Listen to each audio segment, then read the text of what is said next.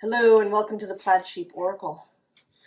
This is an all signs reading for the new moon in Taurus. That is exact on Sunday, April 27th. Now, just a tiny bit of astrology before we start. The new moon is exact at 7 degrees 46 minutes of Taurus.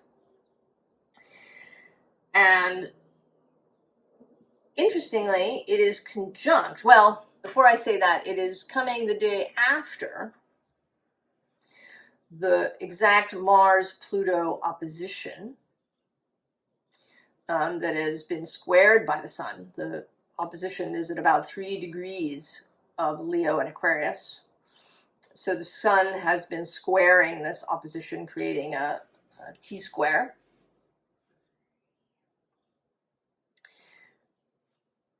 And another thing that happens on the 26th is that Mercury exits the shadow, the retro shade, as Gemini Brett calls it. Now, an interesting thing about this new moon is that it is also being conjuncted by the asteroid Ops. And Ops was the wife of Saturn and the mother of Jupiter, among other gods. She was a creation deity, a goddess of earth, of fecundity. One of her festivals was also near Saturnalia in ancient Rome. She is the Roman version of Rhea. And she's seen as a goddess of abundance, a symbol of abundance, and a symbol of hope and happy endings after pain. So that is a lovely thought, isn't it? If you've watched these before, I'm doing this a little differently. What I usually do is to pull 7 cards, oracles, and tarot, and then read them for each sign. But this time, I've pulled 3 oracles for each, and then there's a tarot deck that I will shuffle and pull cards. So the 3 decks, the Southern Gothic Oracle at the bottom is the Opossum. Diversity, plurality. The Magick of You Oracle, Samadhi. Perfect acceptance.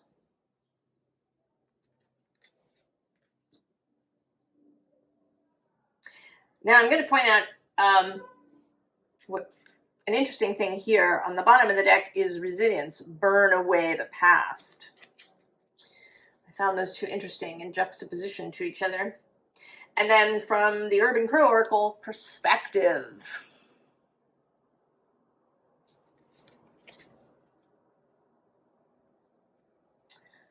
Perspective.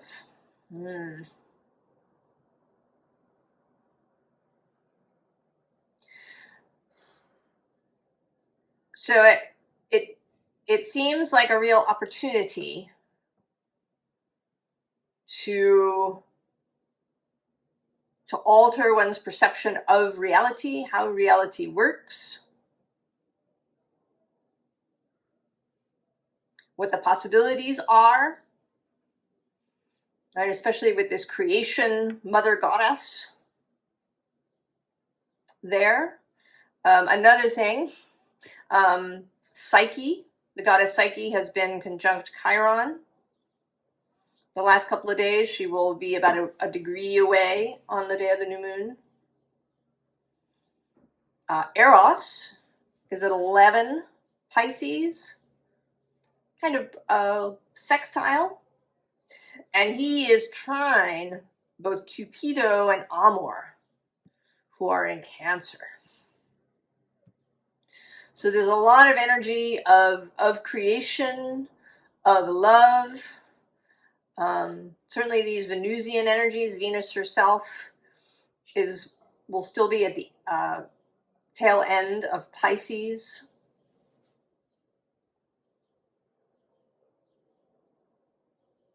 So this new moon is guided by Venus in Pisces. an energy of beauty, of romance, of the romantic idea, of generosity, of the Hanged Man.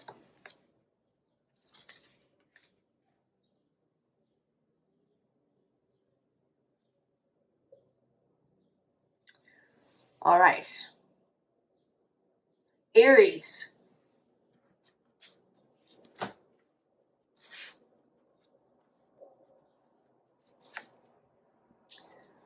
Pinecone. Third eye. New perspective. Lavaria, let love grow.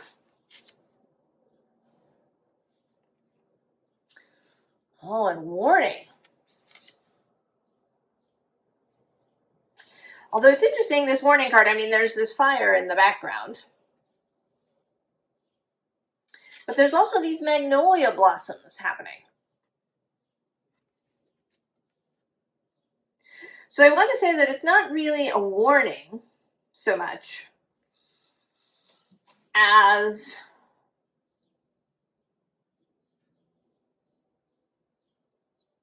a caution, or as a message to look for that which is beautiful, to not really put your focus on those things, right, that are leaving. I mean, there may be stuff that's burning, metaphorically. Those things which are ending.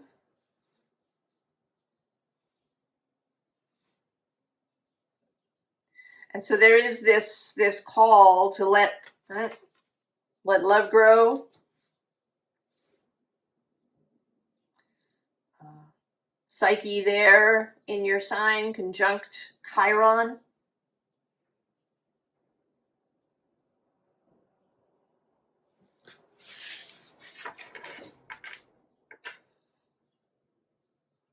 And this new perspective, a perspective to move away from battle, to move toward creativity, to turn your hero. Aries is certainly the hero, the heroic ideal, to turn that hero energy towards creativity, towards generation, towards love, rather than towards battle and destruction.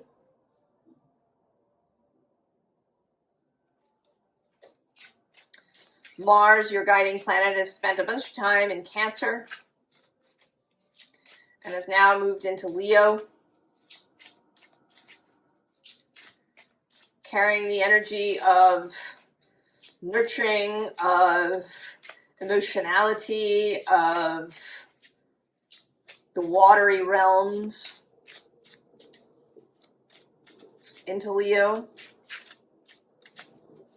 The energy of alchemy.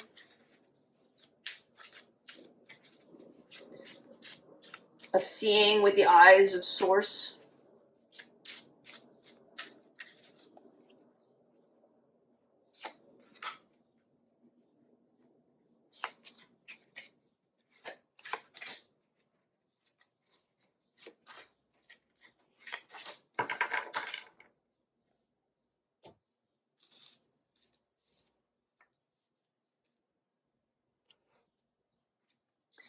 So we have the Four of Cups on the bottom.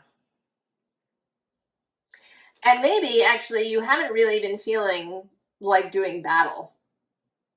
Maybe you've been feeling more of a sense of apathy. And actually, with this particular Three of Cups underneath, a sense of, juggling things, of overwhelm. The Four of Cups can also be an energy of overwhelm, that you just had too much. You can't accept anything else. Your cups are full. Below that, actually, we have this Leo Strength card, but she's turned away from the lion.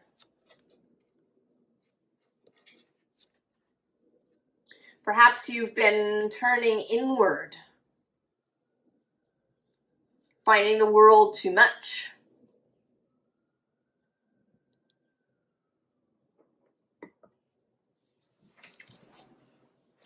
You know, in the spiritual community, we talk about, you know, the sensitivity of Pisces or Cancer or Libra.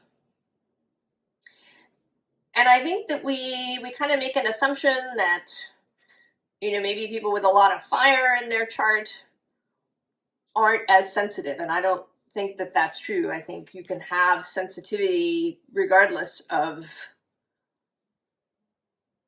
you know, maybe having a lot of fire in your chart, or a lot of earth for that matter. That it may be unseen. And actually, what's on the underside? Oh, the Page of Cups. So, there you are. You've had your 4 cups. You're really full up. But there's this page who has this cup for you. And you may be feeling like you can't take it. That you've just had enough.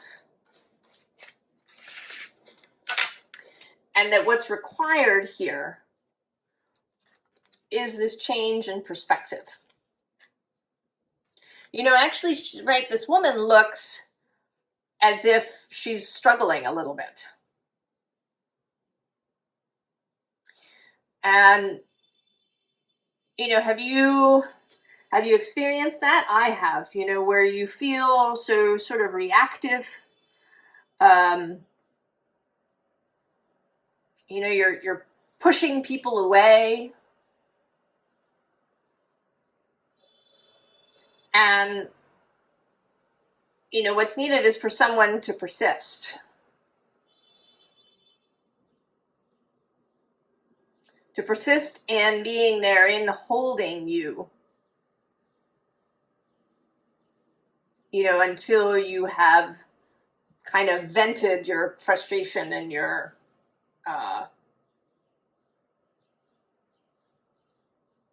feeling of having to break out. Oh. The Wheel, right out of the gate. The 2 of Swords. The King of Pentacles. The 10 of Cups. And there's a bit of fire, the Ace of Wands. So it seems like things, right, the energies that are happening now, events that may transpire that you didn't anticipate,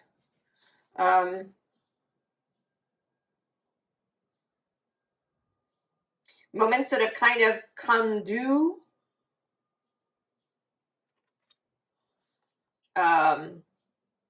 changes in the wind, that there's something that's going to bring change that is not of your making, or at least not directly.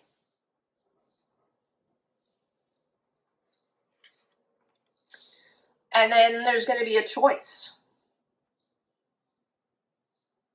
How do you respond to these events? Now, this guy can go one of 2 ways. He can be expansive. He can be able to hold a lot. He has a lot of stability, right? Groundedness, expansiveness. I often associate him with the Ghost of Christmas Present from the Christmas Carol.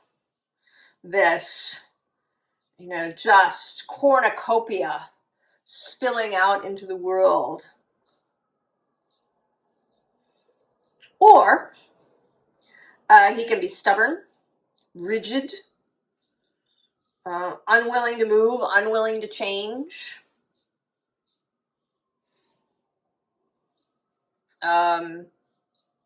Right, the bull archetype, he's associated with Taurus. The bull either unmoving or rushing headlong into something, you know, unable to turn.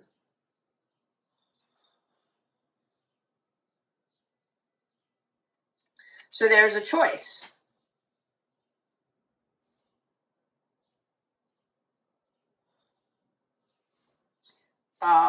This choice may come, you know, partly as a result of this Mars-Pluto opposition, Mars being your planet.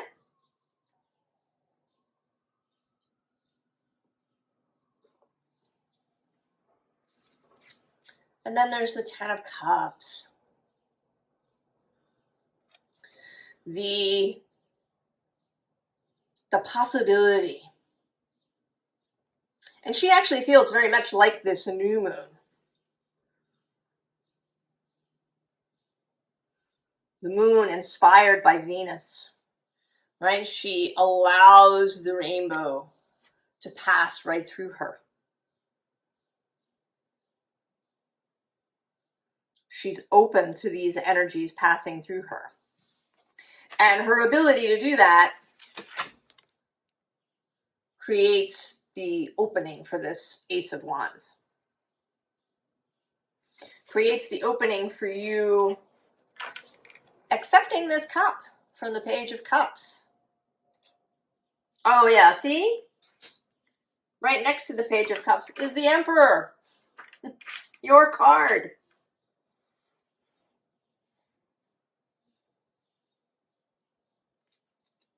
Your, you know, and I'm suddenly noticing, right, he has this sort of circle, this disc happening on his head with a red gem in the middle of it. And this wheel is a circle with these 4 red gems. So the ability to hold the wheel.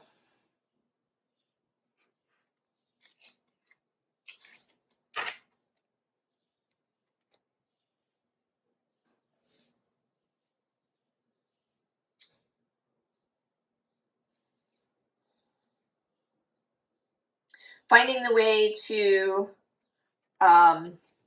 release this overwhelm. That there's going to be a real opening for you, Aries. If you have been feeling like it's all just too much and you've had enough.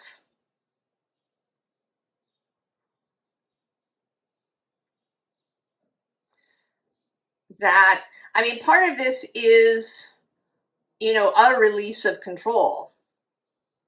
Aries certainly can have that. The idea that you have, right, you have to keep your hands on everything. That you have to do it. That if you don't do it, it doesn't get done. And that's kind of a, right, it's a side effect of being Aries, of being this, of seeing everything as Aries, as being the one, the only one that's there. This singleness can be a great boon. It can allow you to move forward, to go where angels fear to tread. But it can also leave you feeling like you're the only one. You have to do it. How, right? It won't get done. So there's something in here of a recognition of the other.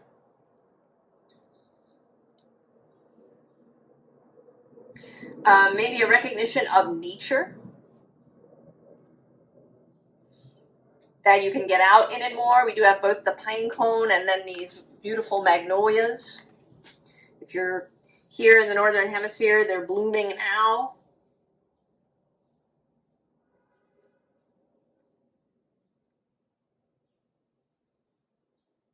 allowing yourself to accept what Source is wanting to give to you. Aries.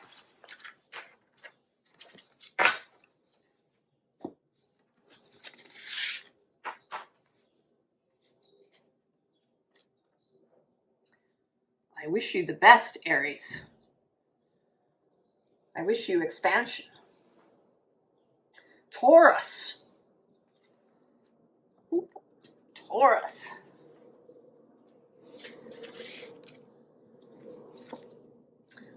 Live oak. Longevity, reliability. Not surprised. Ooh, transform the way you see. And freedom. Well,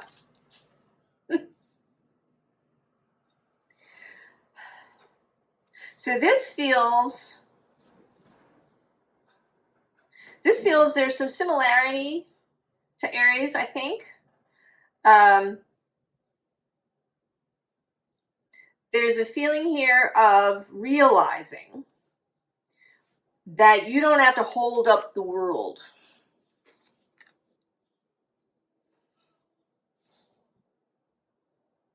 Taurus does enjoy, being there and getting their hands in the clay and doing, but it can become, too much, where you take on everything, where you feel like if you don't do it, it won't get done, or that you have to be the support for everybody around you, or that you have to build things from scratch, or that you have to maintain everything as it is, or it's just going to crumble.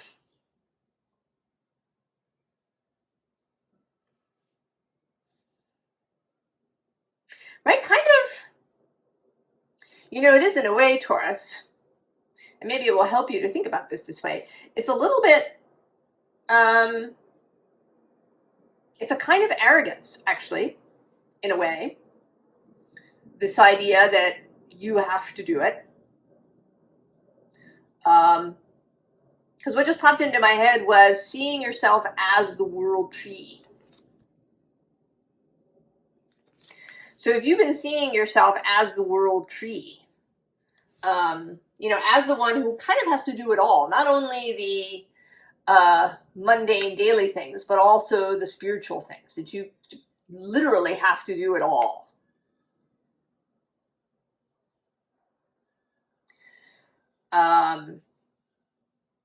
Right? And that's kind of getting outside yourself, thinking of yourself as the world tree. So there's an opportunity here, it seems to me. And it may be partly Psyche's conjunction to Chiron that's happening now.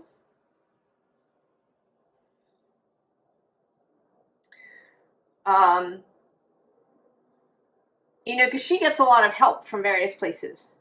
And she's kind of reminding me of other questing heroines like Vasilisa from the Baba Yaga stories. She's given these tasks by Baba Yaga, but she receives help from the forest creatures. Essentially from spirit. Or Cinderella, or Sleeping Beauty, or Snow White. It's not that these characters don't have agency, but they're not required to do everything themselves.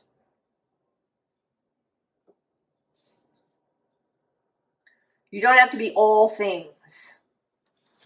There's enormous freedom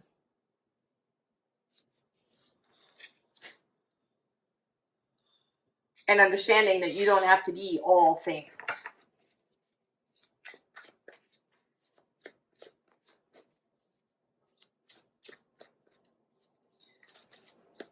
that you're not in charge of everything.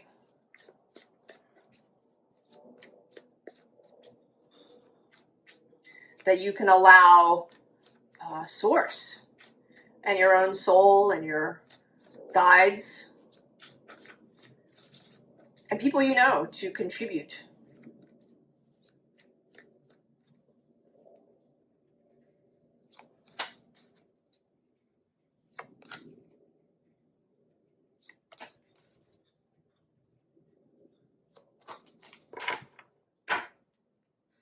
Oh yeah.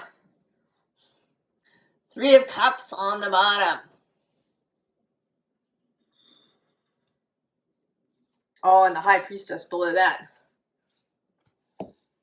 And I have thought of these 3 as the Fates, also as the Graces.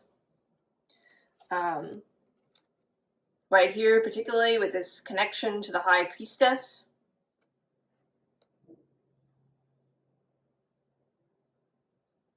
Right, that these 3, they help one another.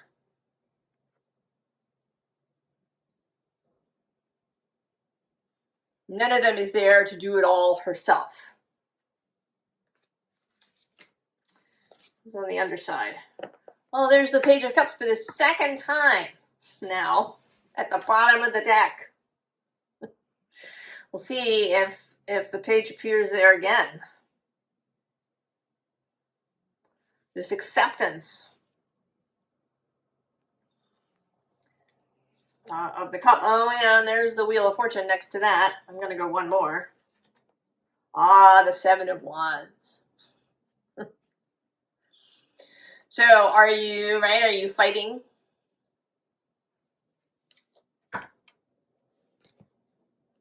Are you in resistance? The Magician. The Page of Wands. The Ace of Pentacles. And the 3 of Wands. Well, how this seems to me is a suggestion that if you've been kind of in this feeling that you have to do everything yourself, that you have to be in control of all the things, that you release that you go back to this page energy.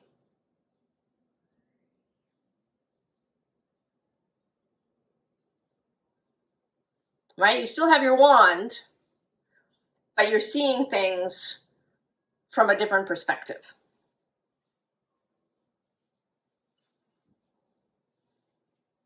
Right? Ideally, little children, you know, they don't do all the things. They have what's theirs to do. You know, you clean up your toys. You put on your clothes. But you're not responsible for what everybody else in the house is doing. You are not in charge of everything.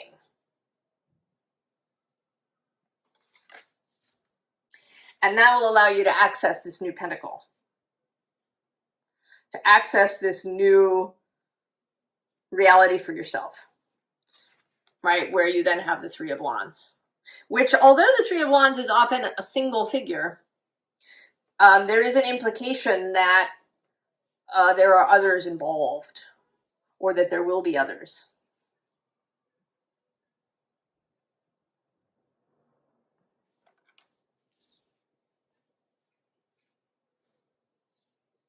So there's a real loosening of strictures. What has to be done? I mean, it might even be really kind of mundane in the sense that maybe there's things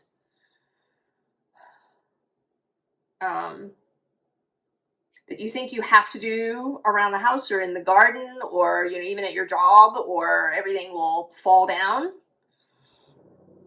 And maybe it's not the case. I mean, either it's something that doesn't really need to be done, or can be done differently, or there's somebody else who could really do it and would enjoy doing it.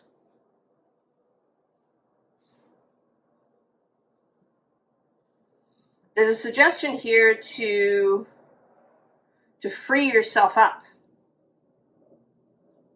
to have a really good look at whether you're trying to be the world tree,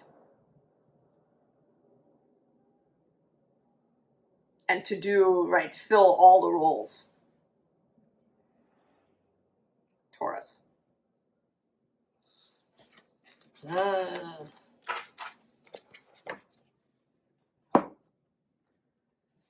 So much freedom available so far. Gemini.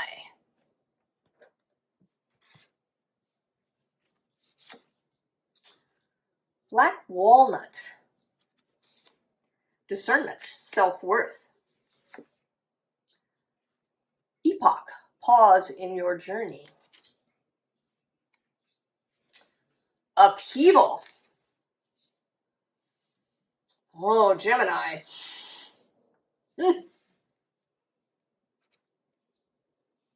Well, that certainly, this certainly seems like a reiteration of the storm is coming.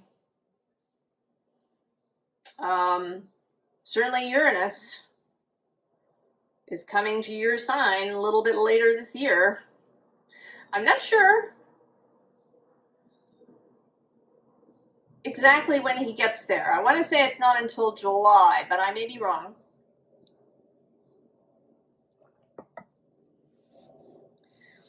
But it may be that there are other things that are going to happen first. Jupiter is going to leave your sign at the end of May. That Mars-Pluto opposition happens sextile and trine your sign, which may mean that there's a lot of fast-coming energy. Fast-moving.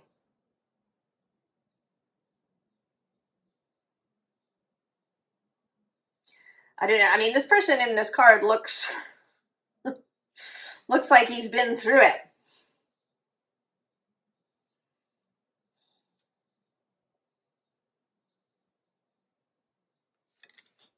That perhaps you've been moving really fast. I mean, your readings have been really expansive lately.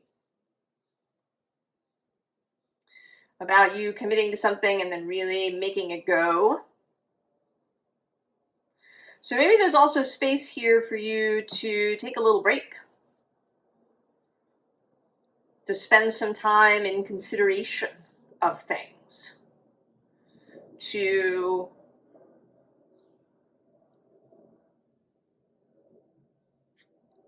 perhaps pause before you make the next choice.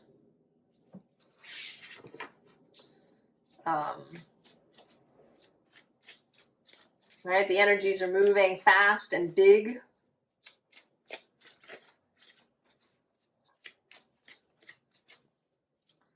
Let's see what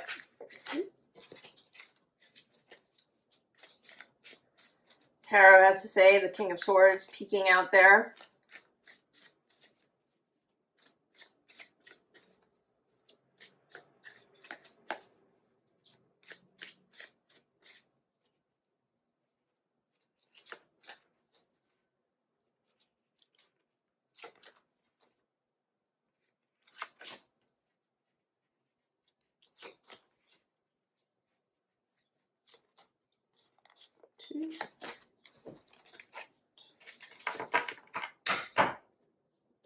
Ah, High Priestess on the bottom. Facing up. And right below that is the Eight of Pentacles and the Magician. So yes, discernment before the next step. It's on the underside. Oh, the Empress. There she is, Venus.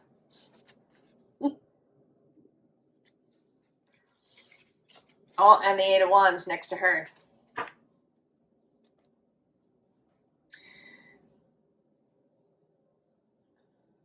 I mean, Taurus, right, is this grounding space. This could also be this period before the Gemini new moon that comes at the end of May. I think it's May 26th. That is the Gemini new moon.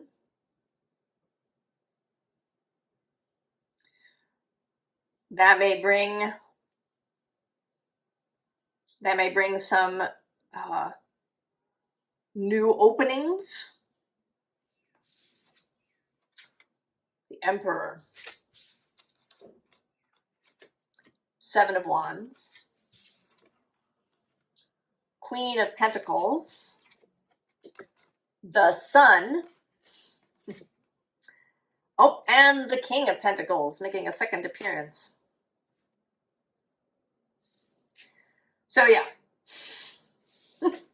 I mean, you are in charge, Gemini. This thing that you've built, that you've been creating, that you're moving on, absolutely. But it may be that you're feeling a little under siege.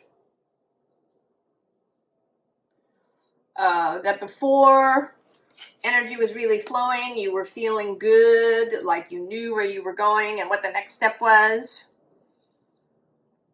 And perhaps now it's a moment to pause or slow down, to really consider next steps, and to do it in a feeling way. This is not an intellectual process.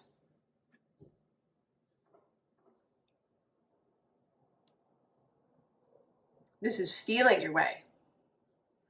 A kind of emotional examination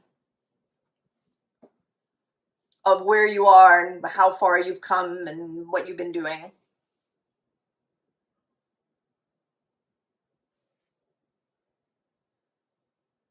Giving yourself the opportunity to reassess. And that gives us clarity. And leads to the King of Pentacles, to a real sense of having what you need. I mean, it may be that you need to pause in order to gather resources. Either physical, because maybe you've been burning the candle at both ends and you just simply need to rest your physical body. Or you need to gather other kinds of resources that may be on their way. Coming now, maybe now between now and the Gemini new moon.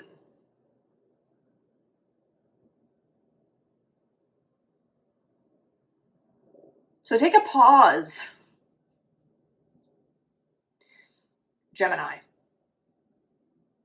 Gather your strength, gather your resources, make an assessment of what you have, maybe what you need going forward.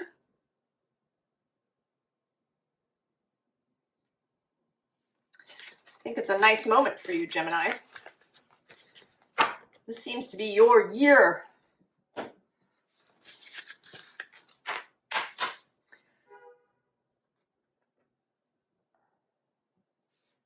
All right. Cancer.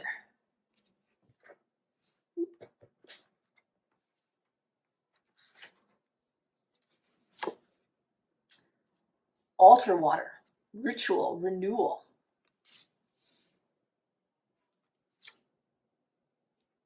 Ave Noir makes peace with your past. An observation.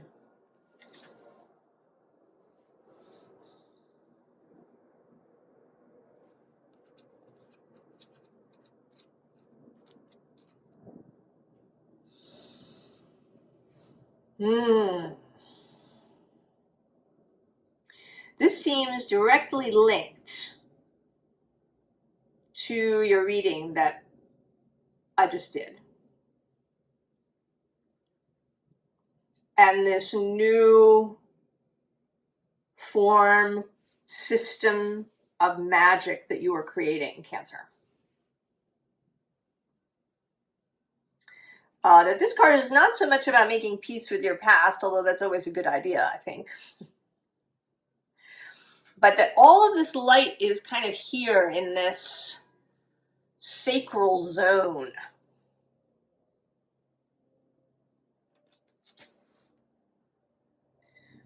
Something is building, something is cooking, I want to say. Something is in process. Something is in creation. I kind of want to say, I hesitate around these things, but I want to say that you might be pregnant.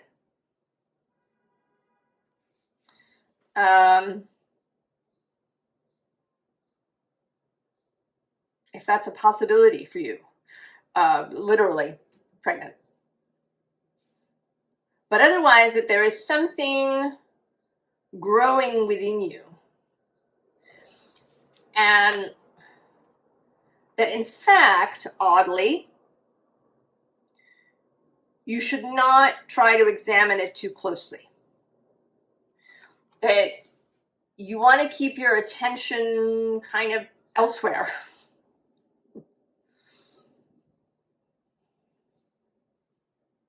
There's an awareness that something is happening. But if you get all into it, if you start examining it and trying to, analyze it or identify it, that's just going to create problems for the process. If you were actually pregnant, you wouldn't, be trying to have, literally have your body under your own control so that you could regulate every last thing that happened in your womb.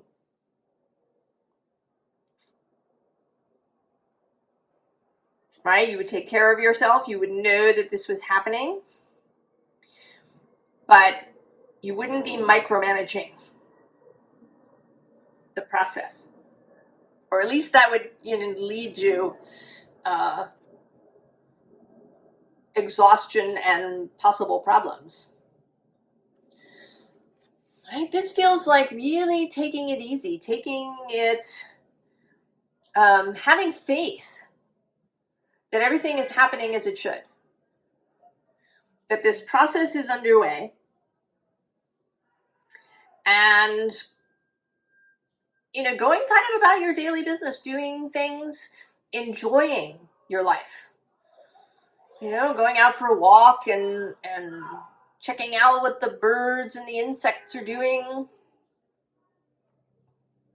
Kind of keeping your attention outward a little bit. I don't know, let's see. Let's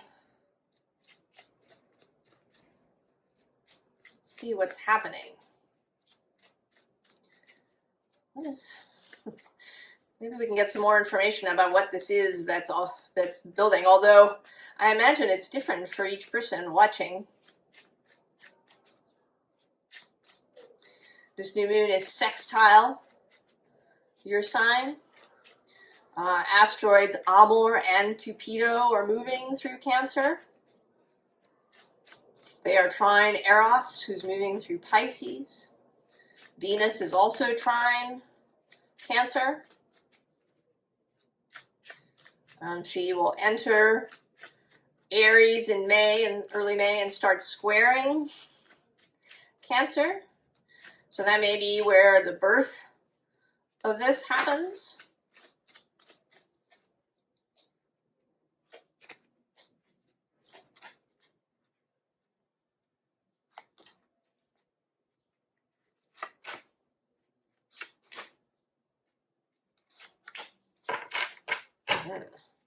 Oh, look, the sun facing up there. Who's on the underside? Strength, 2 Leo cards.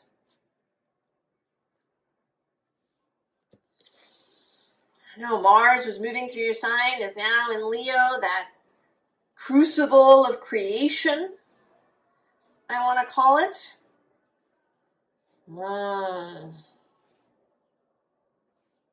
And of course this moon, right? Moon is your guiding planet here together with the sun at this new moon in Venus's space while she's in Pisces, trining your sign. All kinds of, right? The watery space. 7 of Wands, right? There's kind of a storm. Things are moving. 10 of Wands. Something also coming to an end. There's a full moon there. It may be that the full moon in Scorpio will bring about some sort of conclusion. 7 of Swords. Mysteries. 3 of Swords. Queen of Swords. And the 6 of Pentacles.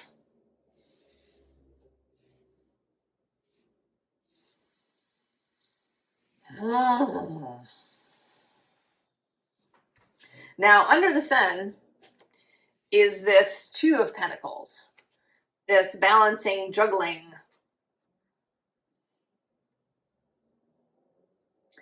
It seems like a lot of conflict, mental anguish is coming to an end. That there is a new physical reality coming into being.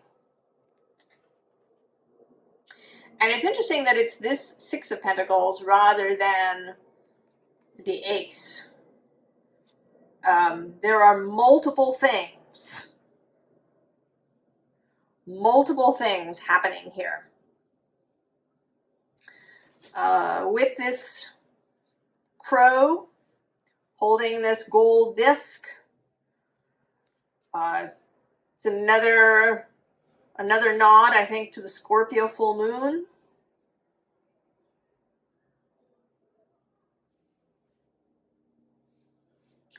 Whatever this is that's happening in your sacral space, Cancer, whatever magic is brewing,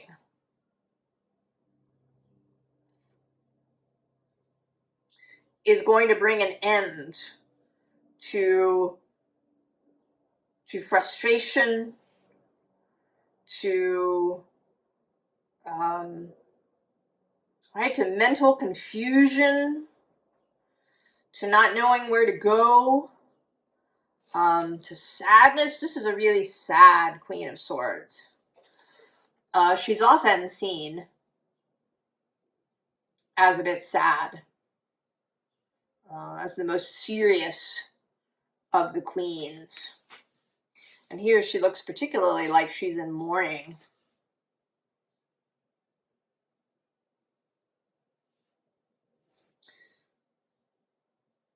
So there's something that is coming to an end, a grief that is being released. There is Psyche's conjunction to Chiron, squaring you from Aries.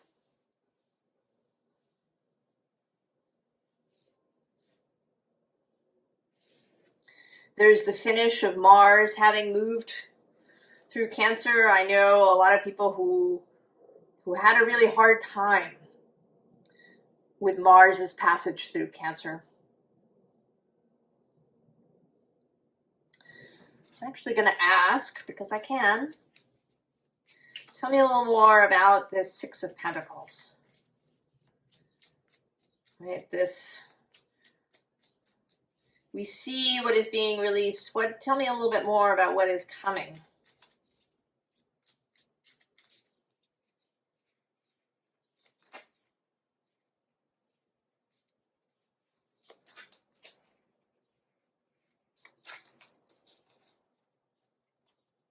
Oh, look at that, 9 of Cups. Wish fulfillment. Who's on the bottom? 6 of Wands, victory. Oh, and there she is, Queen of Swords, looking much better.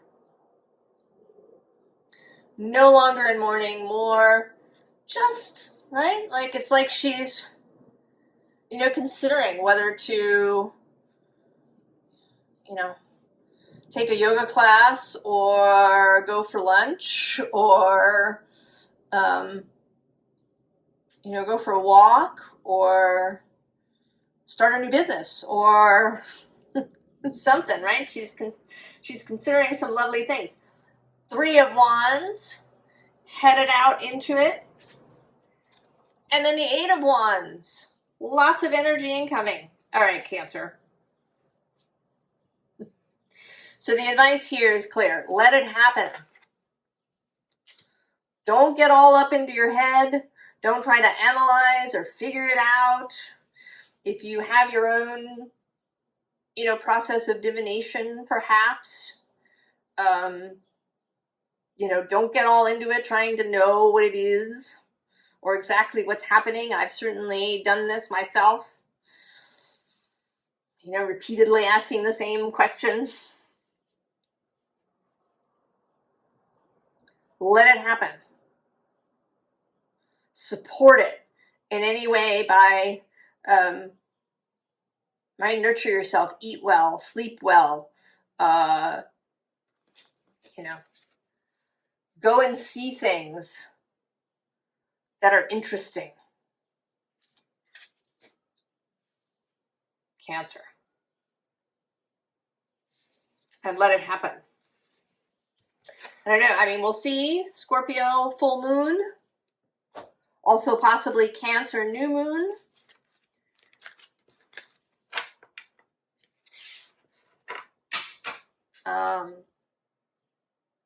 Which I think is in July.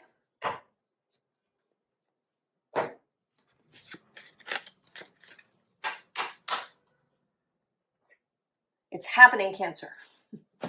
Let it do its thing. Keep ourselves tidy. Leo. Leo.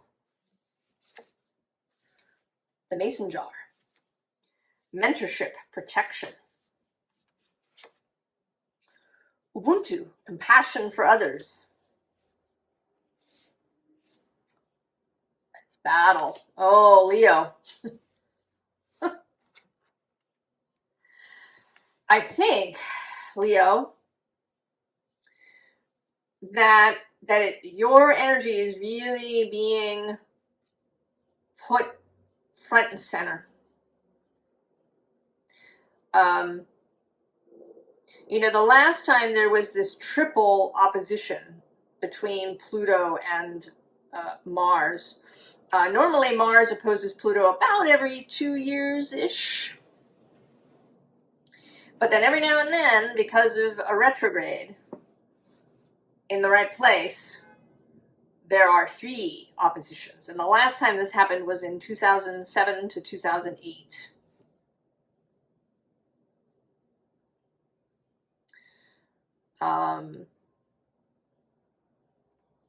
From the edge of Sagittarius, Gemini, in the very beginning of Capricorn, Cancer.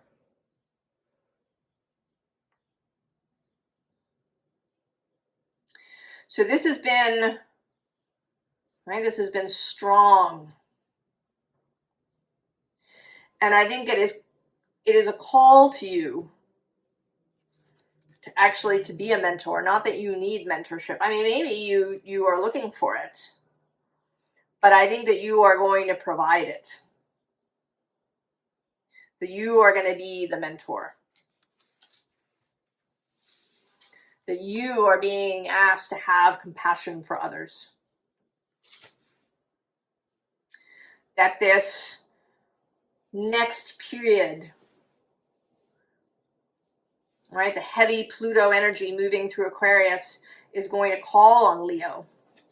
You know, and this says battle, but I'm drawn to the flower. That you're going to be not these combatants, but this flower. Mars entering your sign not as, you know, someone wielding a sword as a warrior stepping into battle, but as a hero of love, a hero of creation, of creativity, a hero who stands for the life force. Right? A knight or a king of fire who serves the life force. Leo.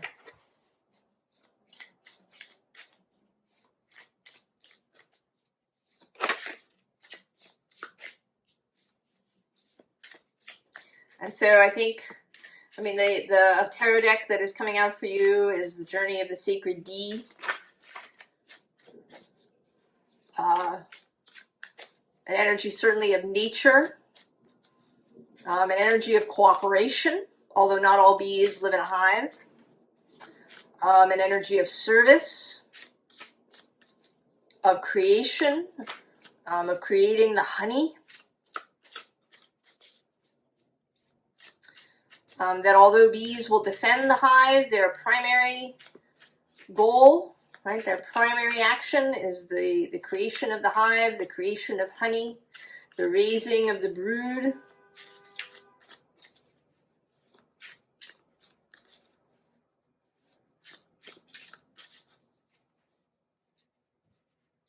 And then we're going to need it.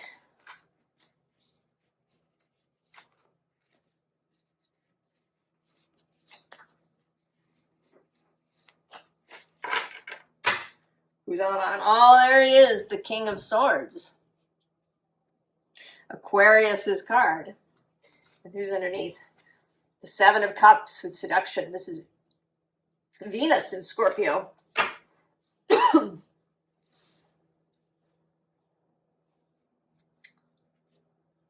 No.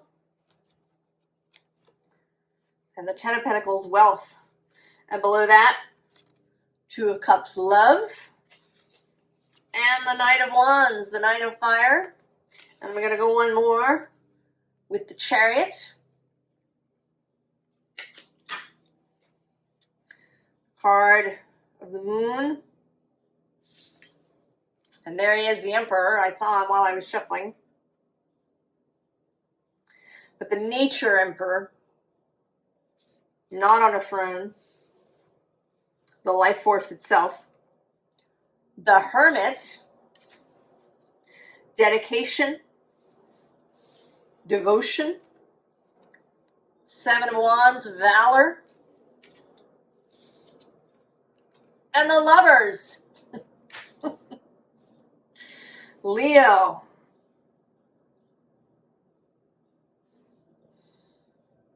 You are absolutely being called to devote yourself to this heroic path of love and creation.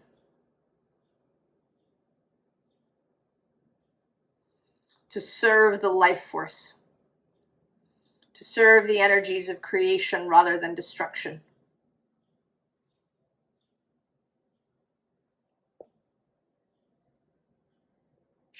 And this moon is square, happening on the day after that final Mars-Pluto opposition on the 26th. Venus is about to move into Aries in the beginning of May. She will then be trining your sign. That Venus energy coming easily and rapidly. And she'll be there for more than a month. She doesn't get to Taurus until June 6th.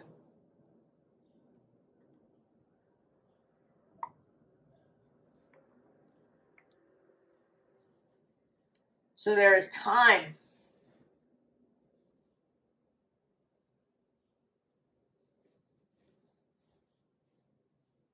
I'm really sort of interested about what will happen when we get to your new moon.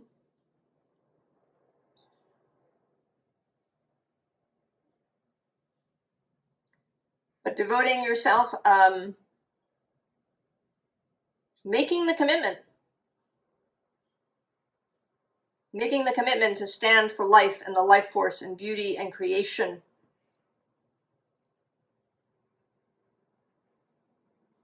To be a hero for Venus and the moon and the sun.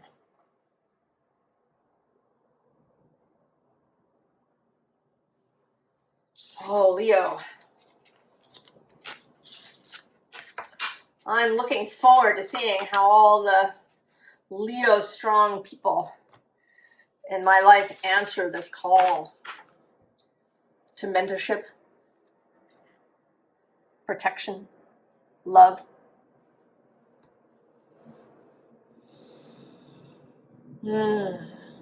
Virgo.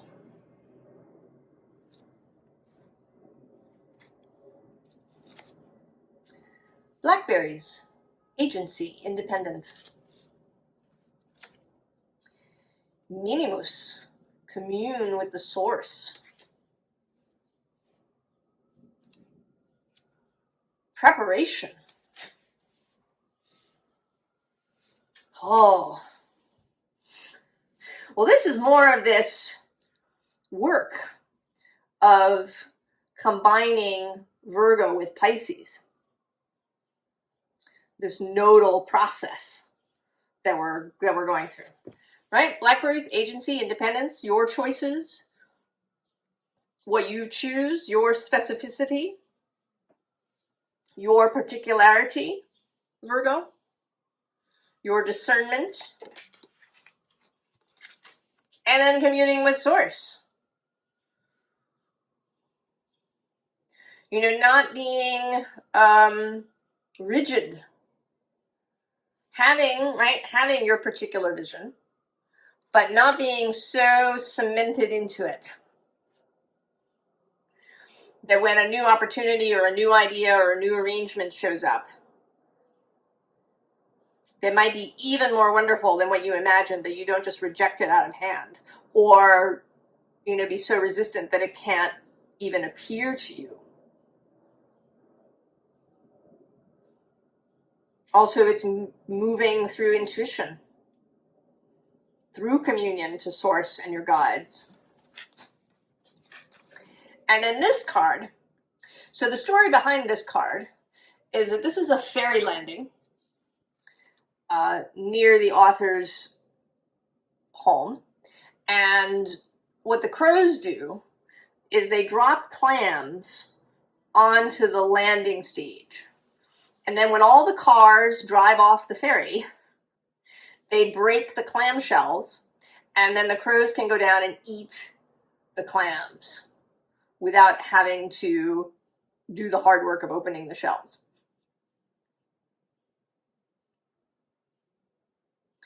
So that, right, this is like the epitome of the Virgo Pisces axis, right? You plan, you know what you want, you get ready, and then you allow, right? You allow the cars to drive off the ferry and do their part, Virgo. And maybe with this new moon having retrograde trining your sign, that the energy is particularly good. I hadn't mentioned up until this point, except in the introduction, asteroid Ops, who is a creation goddess. She's the mother of Saturn, or I'm sorry, the wife of Saturn and the mother of Jupiter. So she's the mother of abundance. She is conjunct this new moon, only arc minutes apart.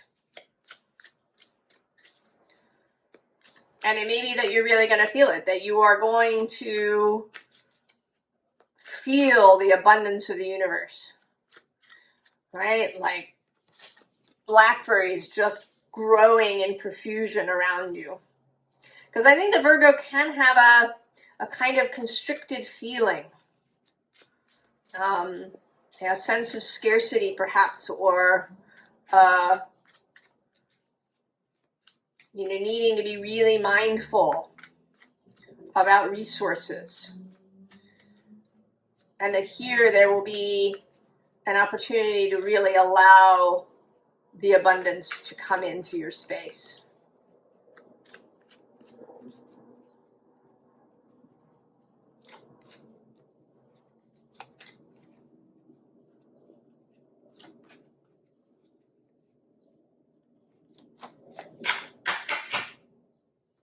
Oh yeah, there you are, Knight of Pentacles. Coming into your most true and expansive incarnation and expression. And there's the Queen of Swords at the bottom. That discernment. But here she's also sort of creational, right? She's kind of, sending these butterflies out into the world. Beauty. Who's under you? Oh, yeah, okay. The Two of Pentacles. That sense, that you may have of juggling. But this is a more artistic, right? There's dancing kind of implicit here. And below that we have Judgment. Six of Swords, that mental transition. The Ten of Pentacles, abundance, the all, the growth, the creation. Three of Cups, inner alignment, celebration. And the Queen of Pentacles. So this feels like you becoming this Queen of Pentacles. The Knight, he is, right, he's mutable, he's mobile, so he's associated with you. But there's a sense, right, there's a little bit of a sense of plotting, although he's got this dragon he's on. So we're already moving a little differently, a little faster. These pentacles that you're juggling feel like they might have wings. Right? That Source is involved in helping you juggle the pentacles. Here you're asleep. You're not even steering the boat. Here you've got a dragon helping you build. Right? The alignment of emotions, a united will. Also the graces, the fates coming in to help you, this watery energy. And then becoming the Queen of Pentacles. Creational, abundant, fecund, prolific. All of those words. And knowing there's a strong energy here that was there particularly with Aries and Taurus, of knowing what is yours and what is Source's to do. And getting really, having fun, this is, right, not seeing it all as a chore.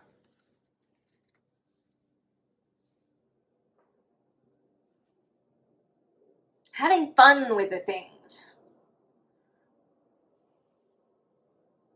Source wants to have fun.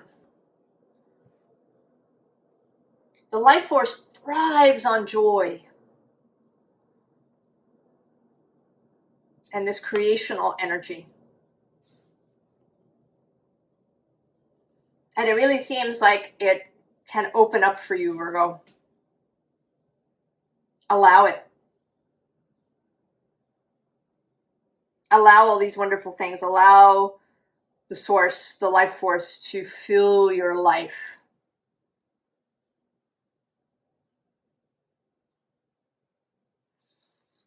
Oh, Virgo.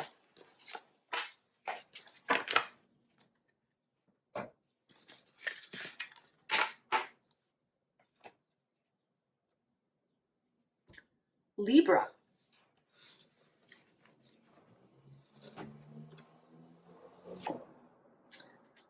The blessed child. Purity, lost innocence. Protection, set personal boundaries. And growth. Ah.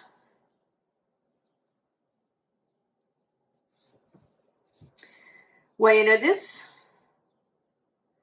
seems like getting the beauty back. Getting the innocence back.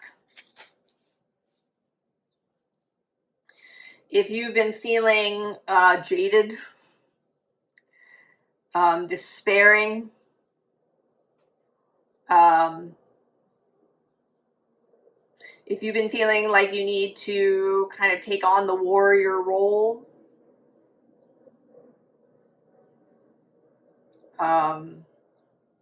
like you need to fight for things, that the only way to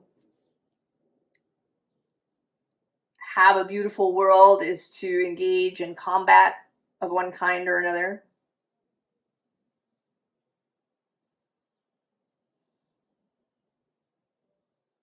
That you've lost that sense of harmony.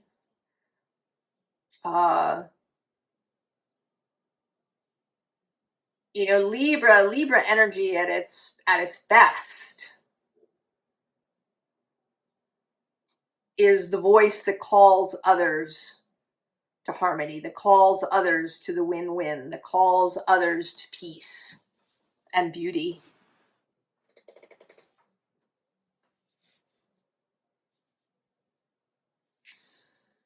I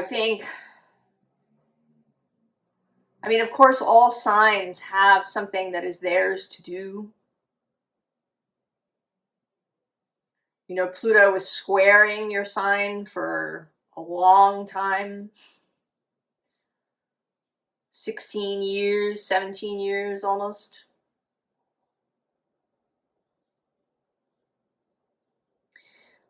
I think perhaps it's taking time for recovery. Right? That square may have called up a lot of things that happened to you when you were a child, calling up things around you, things in society.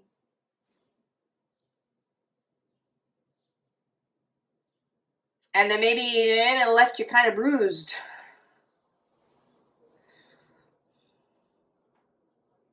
And tired. But now this is the first new moon of this year. It's actually the first new moon since Pluto solidly entered Aquarius at the end of last November. It's the first new moon in a Venus guided space in Taurus. And that she had this long retrograde moving through Aries across from you, through Pisces, and now she'll be back. I think she herself is bringing the energies of rejuvenation as she comes back to oppose Libra. But opposition doesn't have to be butting heads, right? It can be complementarity and working together.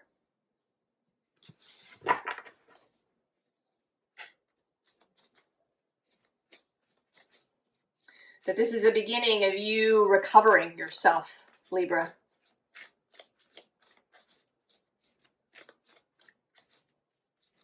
Recovering your capacity to call others to the space of peace, to call others to the space of beauty.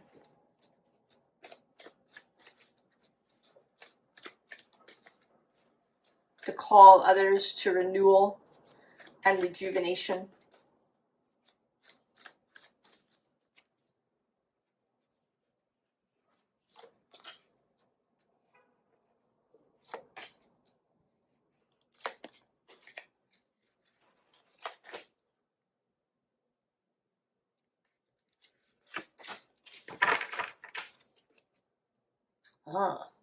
Three of fire in your boat.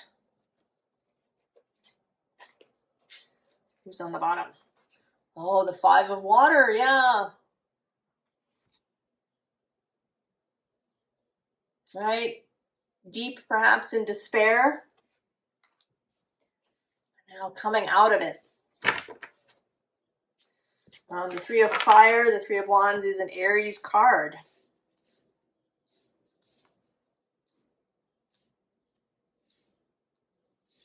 The sun in Aries, if I'm not mistaken.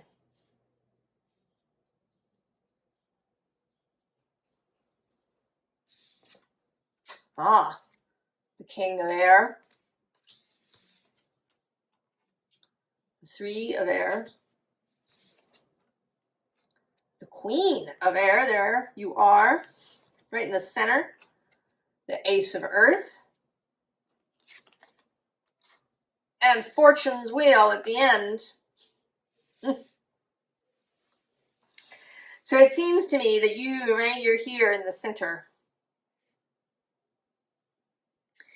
And you are calling to these energies. The king of air is associated with Aquarius. But can be hard, uncompromising, seeing things only through an intellectual lens. There can be a rigidity, kind of austerity. And then, of course, the three of air, the three of swords, sadness, grief, loss, despair even. And you at the center, seeing the possibilities of what can be, your heart and spirit renewed, recovered.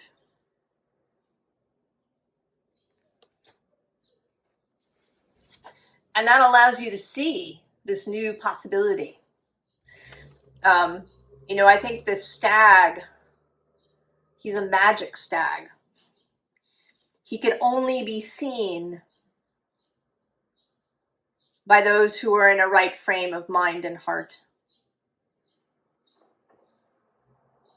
If you enter the forest full of bitterness or rigidity, arrogance, righteousness, you know, with a desire for revenge, with a desire for destruction, you can't see him. He's simply not visible. And I think that, Libra, you first are going to recover your sight. And then you're going to help others. You're going to call others to help others recover their sight. Right? I sort of see this as you, right? You're calling others through the portal.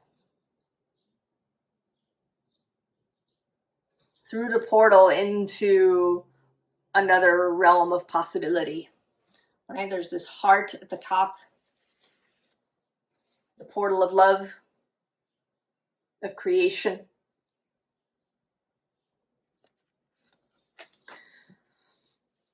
Mars is moving through Leo, sextile your sign. So his power, his flag of the sun, of creativity, of joy, is there for you. Soon he and Venus will be trine one another. There is great possibility, Libra. Embrace it. Allow the recovery.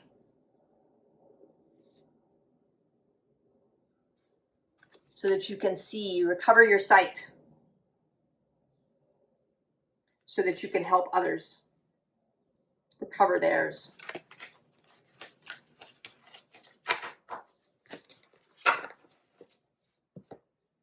Oh, there are tasks ahead for all of us, Libra. That is clear. Scorpio.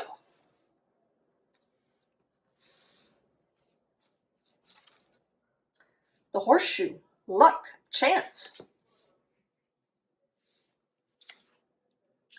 Sacrifice. What can we let go of?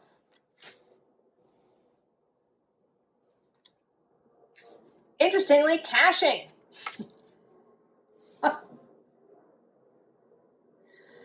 So it seems like one of the things we can let go of is caching.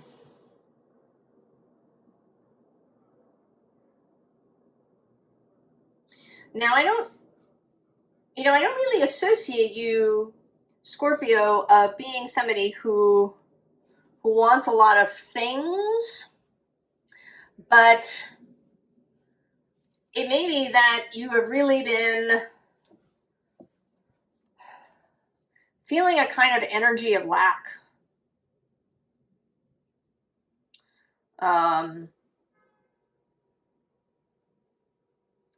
Or perhaps an energy of being trapped, right? You know, here you seem to be kind of half underground. So maybe not so much caching to have a lot, but caching because you feel like there's no range of movement, that you're trapped in some way.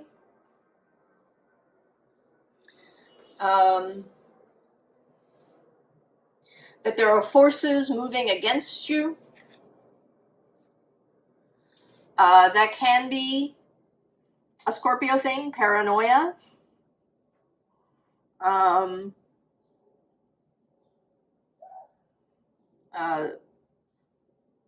overvigilance, a real sense of danger.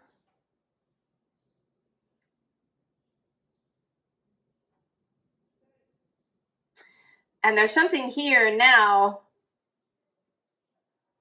about this moon opposing you. The asteroid of the goddess Ops is conjunct this new moon. She is a mother goddess of abundance. She is the mother of Jupiter.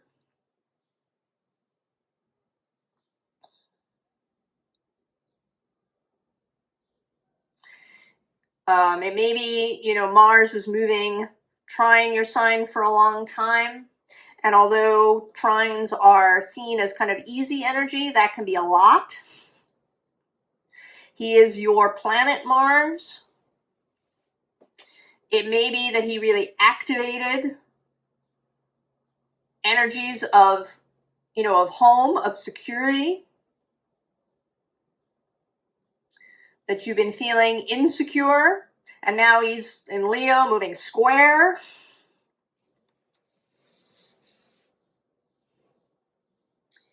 And this seems to be asking you to release that. It may be a process for you that begins now and ends with the full moon in Scorpio, which is, I think, May 12th.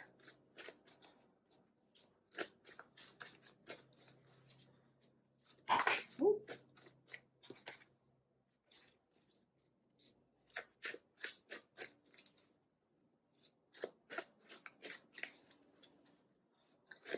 To begin to uncurl.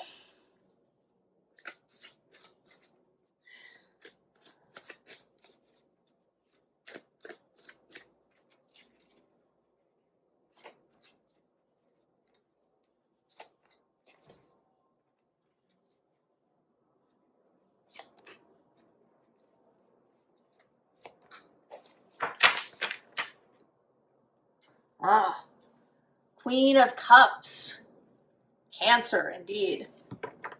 And this, you know, because she is so sensitive, the Queen of Cups, it can be a lot. Oh, yeah, see the Nine of Swords on the bottom. On the underside, anxiety, fear, worry, sleeplessness. May timid wings awaken. Float.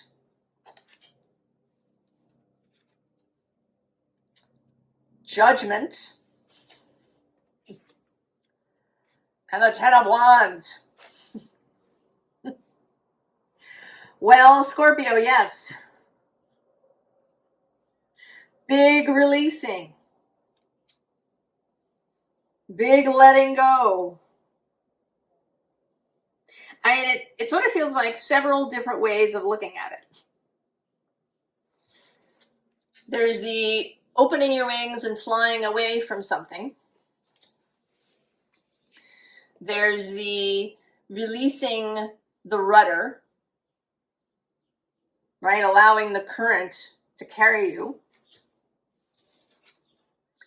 There's the leaving, oh my goodness.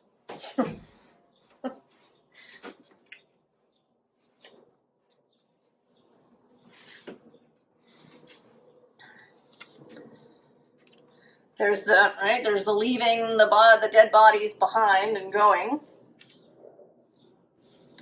And then there's the dropping all of the 10 wands. And I want to say, I mean, we have this Queen of Cups, and right below her is the gift and beyond impediments and the Chariot. And actually, as well as the Six of Cups, which is the Sun in Scorpio.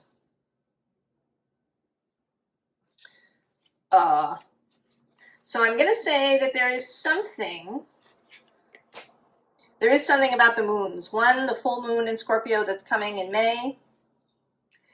And two, the new moon in Scorpio that comes at the end of October.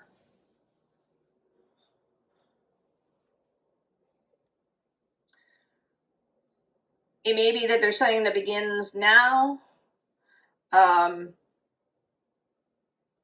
that there's some sort of cycle that is beginning now, and that is asking of you for this release. That may, I don't know, it may even force a release. You know, this luck and chance, like the Wheel of Fortune. There may be something, you get fired, you have to move, something happens that creates a release of some kind. But you can choose, of course. Because I don't think that that you are unknowing. I think you know what it is that needs to be released.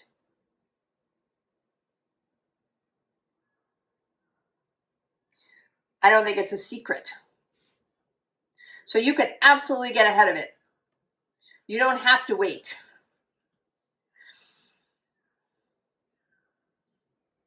For the wheel to turn. You can take initiative. And actually, you know, the Queen of Cups being Cancer, Cancer is a cardinal sign. It initiates. And this is a new moon.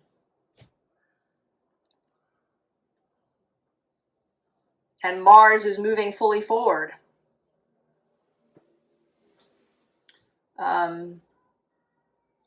And I don't know how long it'll take him, a couple of weeks before he exits his shadow space when it gets on the other side of 6 degrees of Leo.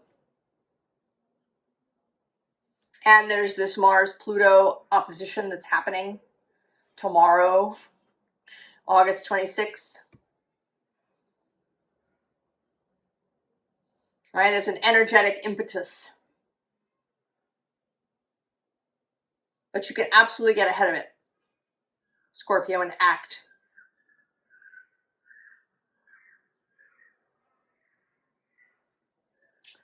Oh, Scorpio.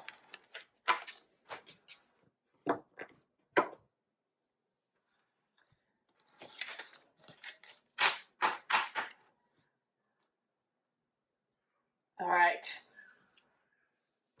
Sagittarius.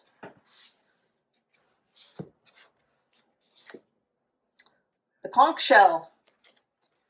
Homecoming, afterlife. Phenomenon, be still and listen to the spirits. And mimicry. Oh, that's interesting. Well, first of all, these two things together. Possibly that you have experienced listening to a conch shell, right? You put it over your ear and hear the sound of the waves of the ocean. So to be still at this moment, Sagittarius, and listen to what spirit has to say. That there is some sort of message. And I want to say that this is coming out two ways. One, to be aware of voices that mimic spirit. And that, I think, is, outside stuff. I mean, of course, you could even take it to mean this reading. Always with discernment. But, loud voices, catastrophizing voices, seductive in the wrong way voices. I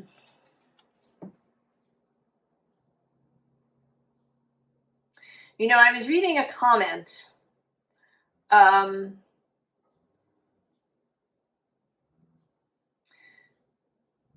Someone had something happen where they had to disappear for a bit, or where what they posted wasn't visible due to technical difficulties.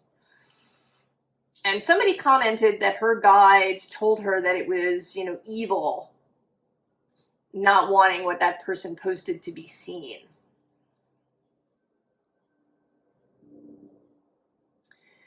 And I just found that it felt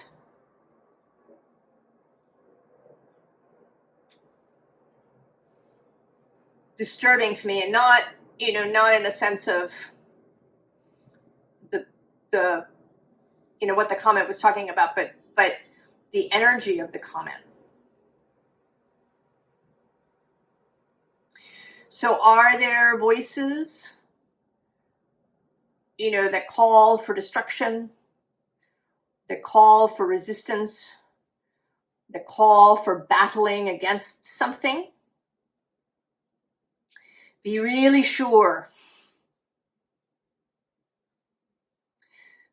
that that voice is yours and that you're hearing truly.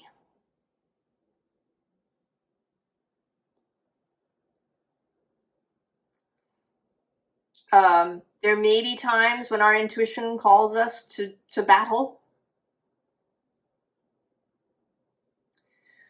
But if it does, it's going to come through clear and clean and bright, rather than painful and fear-mongering. So that's one thing. Be clear about your own voices. Get really good at knowing that small, still voice over, fear, anxiety, and other sort of shadowy things. But the other aspect of mimicry is mimicking others, towing the line, mimicking what isn't yours, living a life that isn't yours, Sagittarius. This moon is quincunx your sign, so there may be a discomfort. There may be, like an itch, or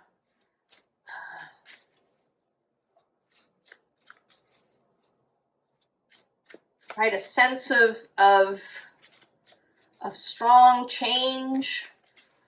Neptune is moving now through Aries. There's trine your sign. There's a real possibility of shifts and change and of magic and mystical energies coming in for you fast.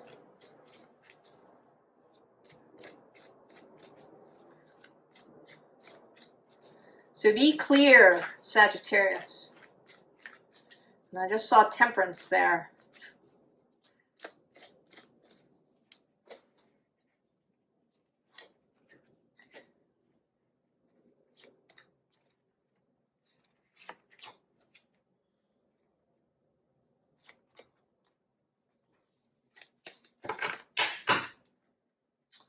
Oh, Six of Pentacles on the bottom. And I want to say that's a little bit about be sure, right? Be sure that what you're being handed is true.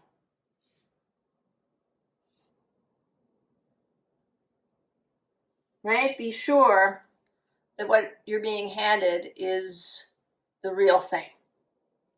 Right below that, Ace of Swords, truth. Who's hiding on the bottom? The lady, the Page of Swords. What are you hearing? What are you hearing, Sagittarius? What is the signal? Oh yeah, there's the Knight of Pentacles. He is tried and true. Versus the Seven of Cups, confusion. Six of Wands. Now this, interestingly, is actually coming out a little bit as flattery. Right, so is what you're hearing true? Two of Pentacles, choices, and the Ace. Yeah. Right, the Knight knows. The Knight of Pentacles knows which is the true pentacle. Be discerning, Sagittarius. Listen carefully.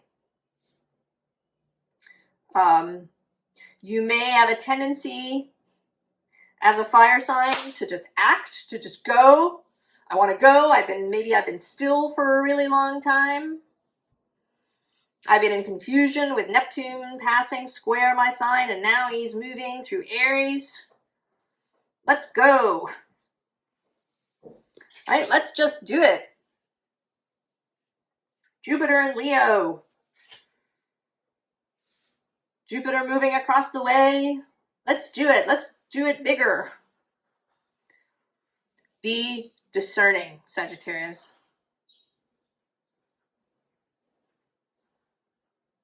Be discerning.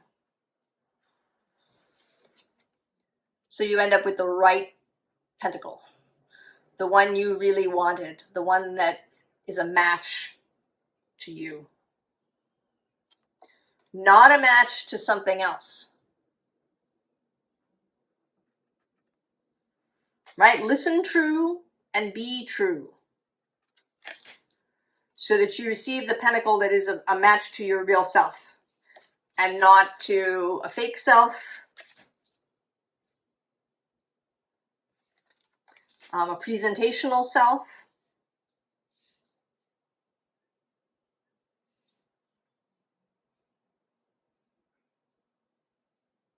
Right? Be still for a bit. Hold.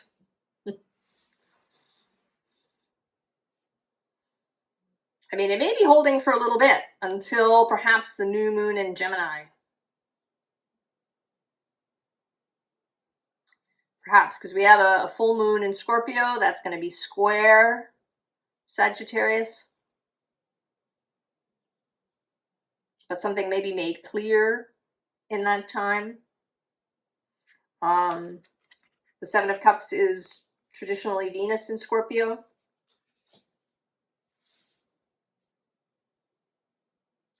So be true to yourself, Sagittarius. And be discerning. Know what you're hearing.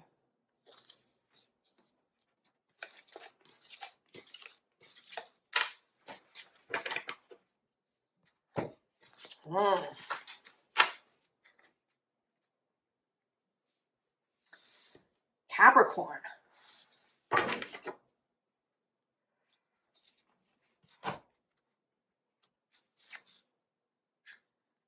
The painter. Strength, power.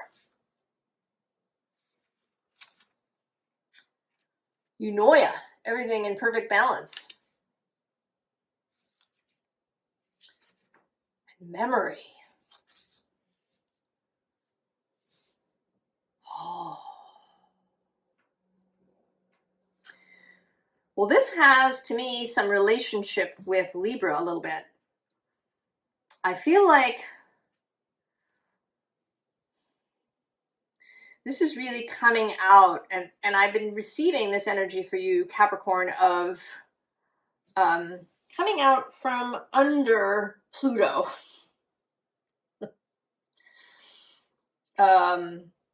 You know, Aquarius left Pluto, or left, Aquarius left Pluto. Pluto left Capricorn, and it went into Aquarius completely at the end of last November. So it hasn't really been that long. About 5 months. And it seems like there's a series of unfoldings. Right? This acceptance, this unfolding of power.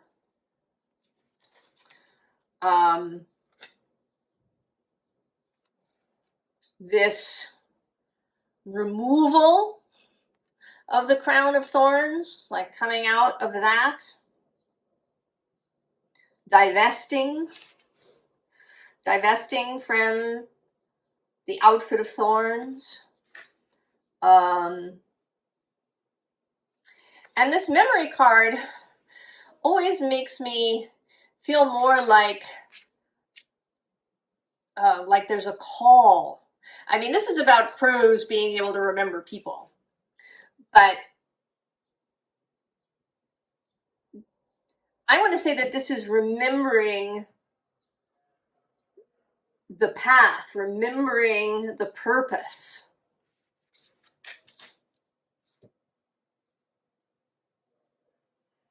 Right? Really refinding yourself, rediscovering your purpose. Recovering yourself after difficulty. The example that's coming to mind is maybe, you know, someone who had a parent or a spouse who was ill for a very long time, and they were the primary caregiver. And then that person, you know, either got well or died.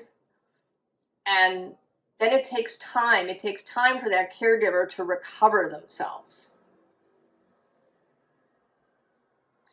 To recover their own strength, their own sense of purpose outside of just caregiving. to come back to the world outside, right? There's these first tentative steps back into personal power.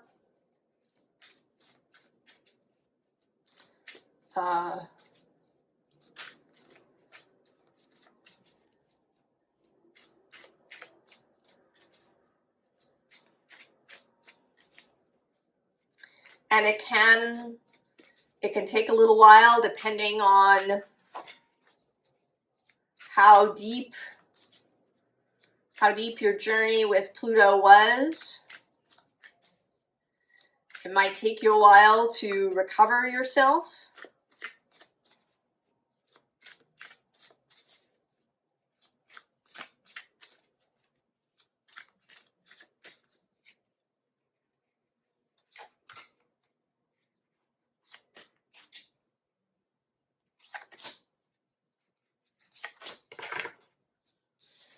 This feels sort of, we'll see. So we have Two of Swords on the facing underside, and then the Four of Cups. Right? This space of stillness, of recovery.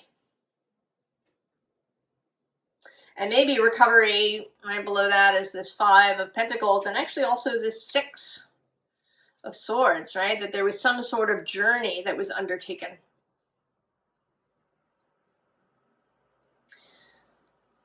Maybe both a mental journey and possibly a physical one. Changes that occurred in your life that you're now expanding into. Oh, the underside, there it is. The Fool.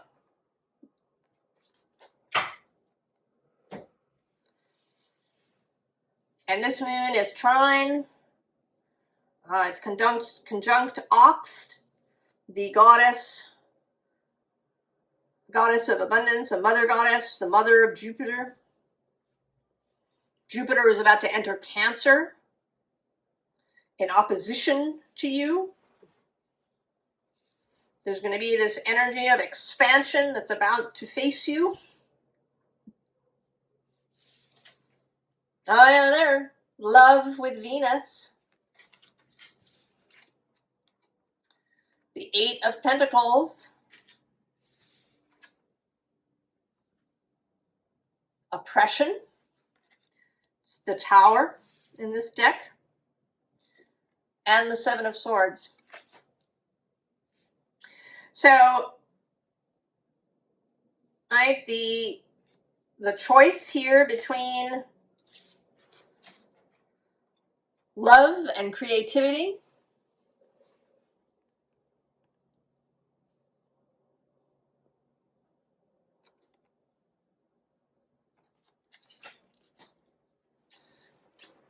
Pause a second to plug the phone in. So, love and creativity on one side.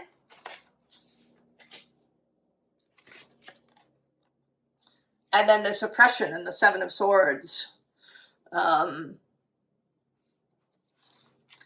know, she doesn't look especially sneaky. She looks worried. It's like she's gathering and collecting these swords, you know, to have them for protection. And then the oppression, you know, is a bit like a Chinese finger puzzle. And this also feels like a call to this Jupiter opposition that you're about to have for a year.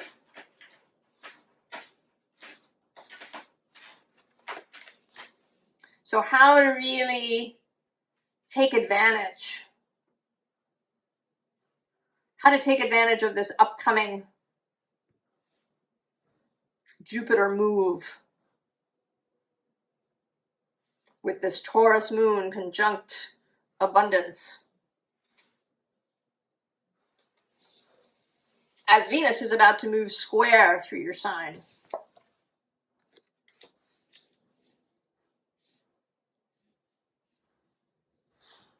Do you approach it with artistry and creativity? Or do you stay and or retreat back into? I mean, that's kind of another aspect, right, of memory.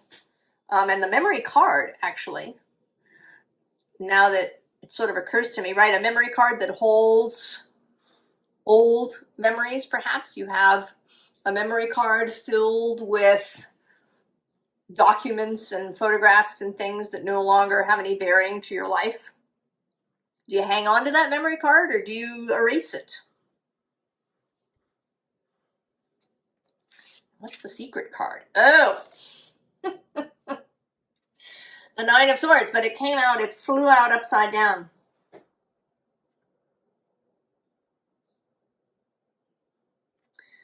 An ending to this. Allow yourself to end this, move.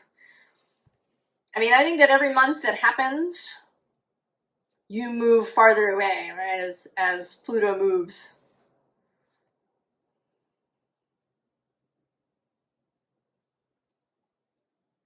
But this moon is really lovely, trying your sign. A real space for choosing love, choosing creativity, choosing abundance over anxiety and fear.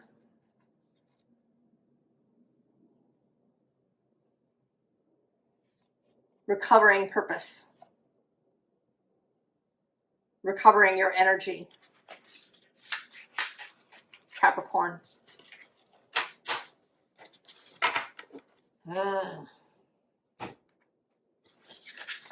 This is turning out to be a very interesting moon. Aquarius. I admit I'm very curious about this. The armadillo basket. Grounding. Fierce protection. Hex. Be still and allow the enemy to reveal themselves. Anomaly.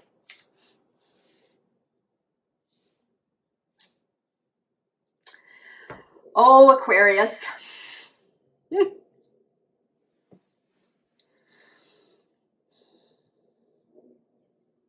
Well, it seems to me that this, right, this energy is where a lot of people are. Right? Whether they're allowing the enemy to reveal themselves or whether they're searching for the enemy, they're sure that there is an enemy.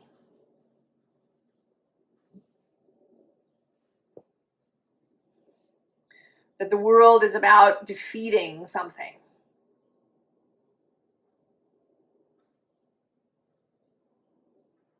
And that enemies may be everywhere. And I think you're being asked, Aquarius, to be the anomaly. To say no.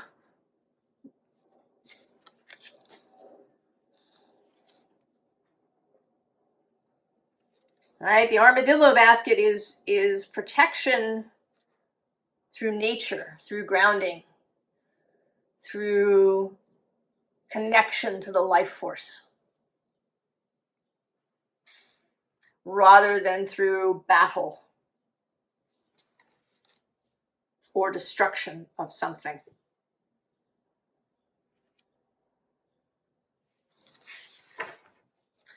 There is certainly a great deal of that energy at the moment. We are having this Mars-Pluto opposition. And one can absolutely see it as a battle. Many people, right, astrologers have talked about that. I'm sure, although I personally have not listened to anybody's predictions or talks about it. One can also see it as growth. Mars in Leo as this romantic energy of growth and creativity and sunlight. The Strength card in Tarot.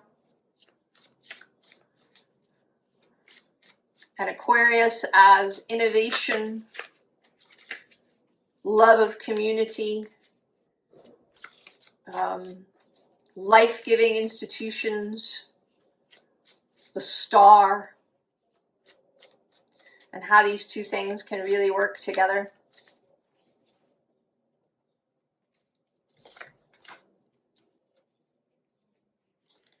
Are you waiting for an enemy, Aquarius? Either externally or internally?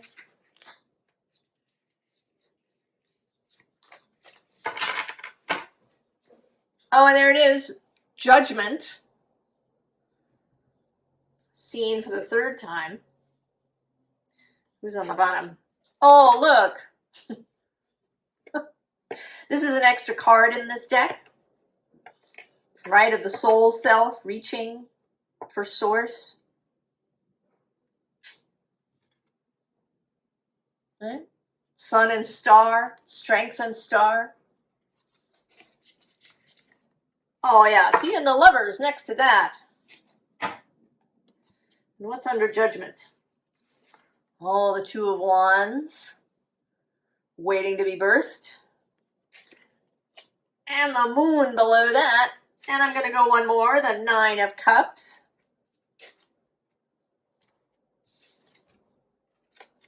Student of Fire.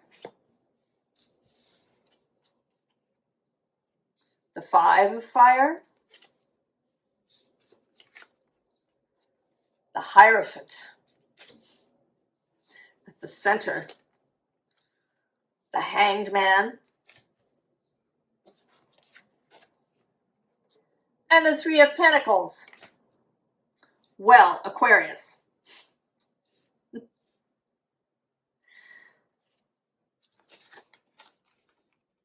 Entering the new world. The new state of mind.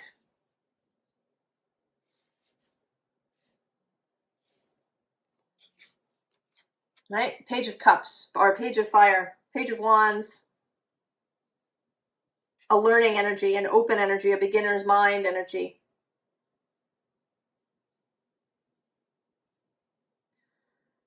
Interestingly, I'm noticing that this hex card is actually the number 12, which is the Hanged Man.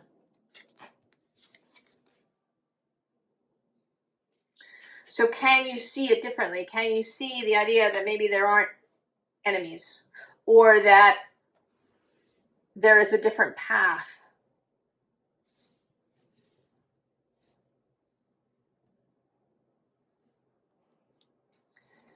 Right? I mean, there is a bit of a deer in the headlights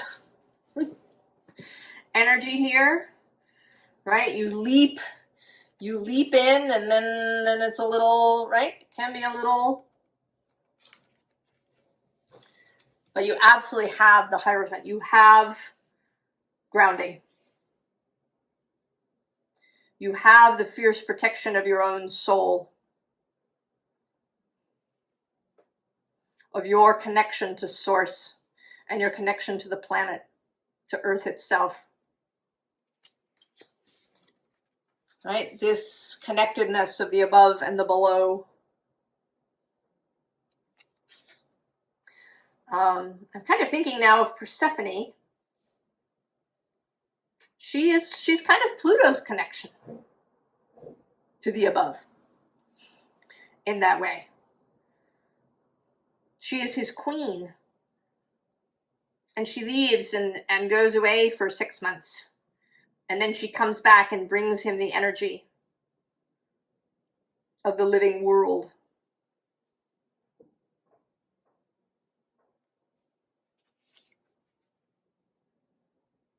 Mars moving across the way from you. Mars as the creative hero, the creative active force. And then the Three of Pentacles, the working together, which you know how to do so well, Aquarius. To bring people together, to be the anomaly, to choose, to see things differently.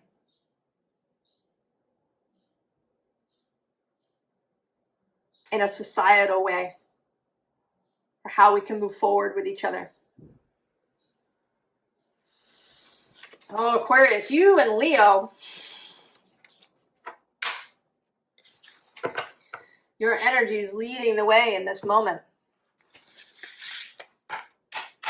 I hope it's exciting to you to be a part of it.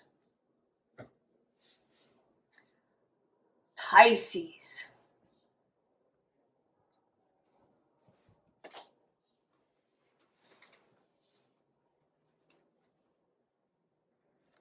Psalm book, rejoicing, faith.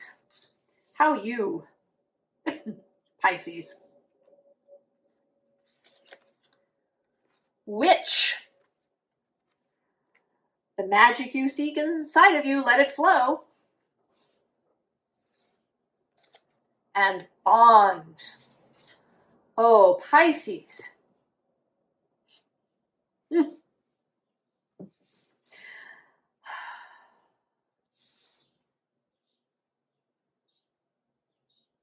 Every time I do a reading for you, I feel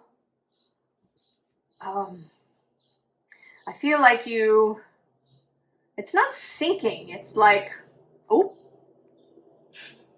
The visitation.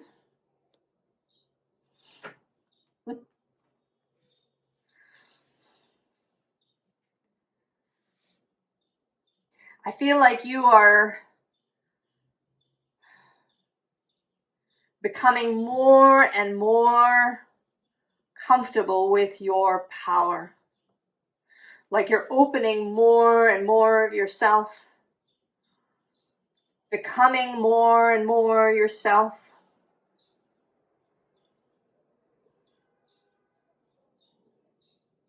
That you're growing more full of love and compassion and imagination. You know, I am noticing now, for the first time, kind of, this figure that's looking at the moon.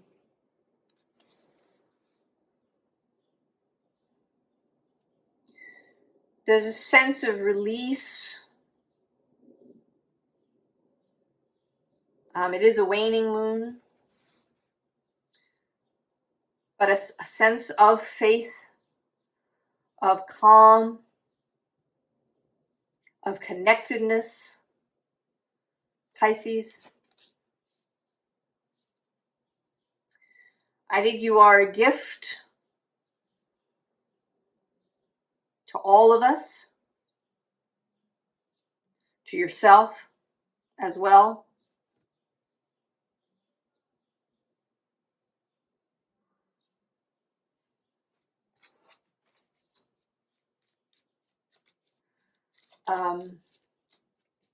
It may be, I mean, certainly if you are seeking love in a romantic sense, or even if you're looking for new friendship, I think that it may be on its way, that you are discovering the love that's inside of you. And that's opening the possibility to this love that's coming to you.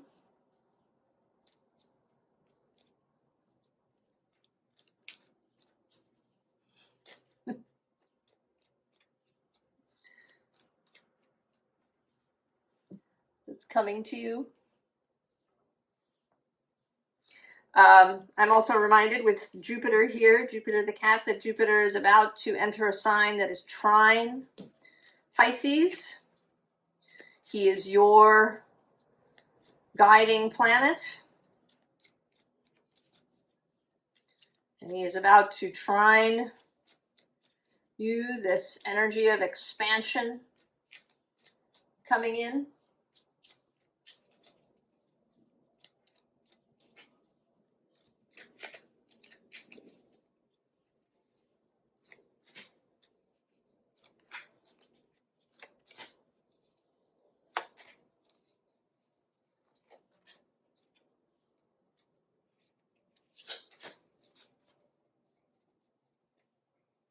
Oh, that's interesting. 5 of Swords. 6 of Swords on the underside.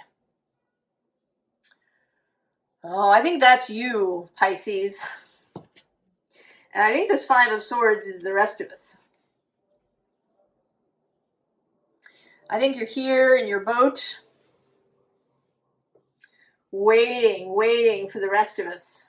Because we have 5 of Swords and 3 of Swords here.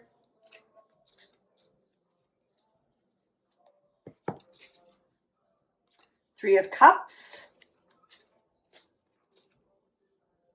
The Queen of Pentacles. The Ace of Swords. The 2 of Wands. The 6 of Pentacles. And the 3 of Pentacles.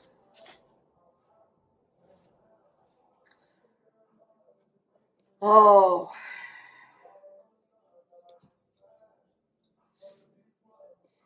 It's time for us to choose, Pisces. I think this is less about you and more about us. But maybe it's you as well, you going first for the rest of us, right? There's this, I don't know, it's like there's a meeting. There's a little story that happens here. There's a meeting going on. That maybe you are taking counsel. That you are, you know, I almost feel like, I kind of want to say that this is Pisces, Cancer, and Scorpio. Maybe. The 3 cups. The 3 water signs. Or it also could be Pisces, Leo, and Libra, who in this reading have had a strong call to leadership in this time. But whoever is meeting here with you, there's 2 others meeting with you. You are all very aware of this energy of the 5 of Swords that's around everywhere. And this 3 of Swords.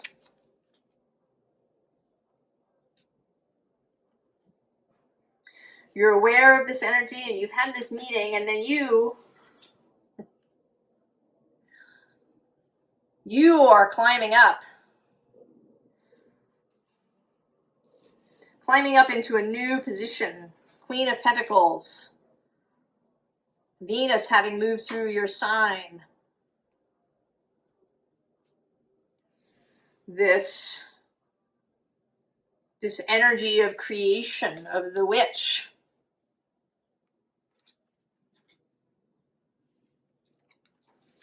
And up there you find the Ace of Swords.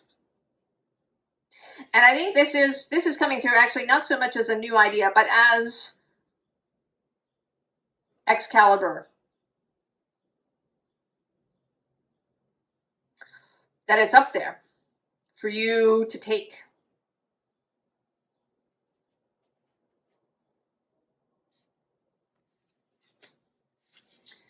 And then you have a choice. 2 of Wands. You have a choice. You do.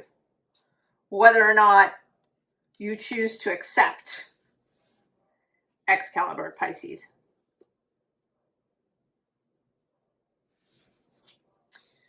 But the time has come.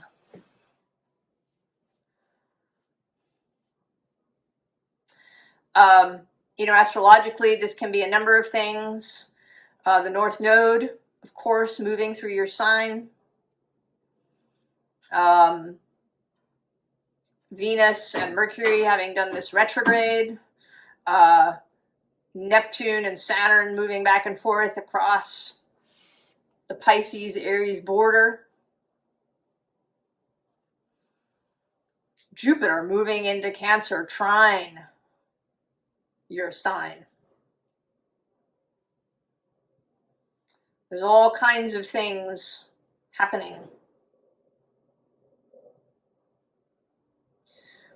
But whatever it is, that or some particular transit to your chart or some other set circumstances coming into place, the time is now, Pisces.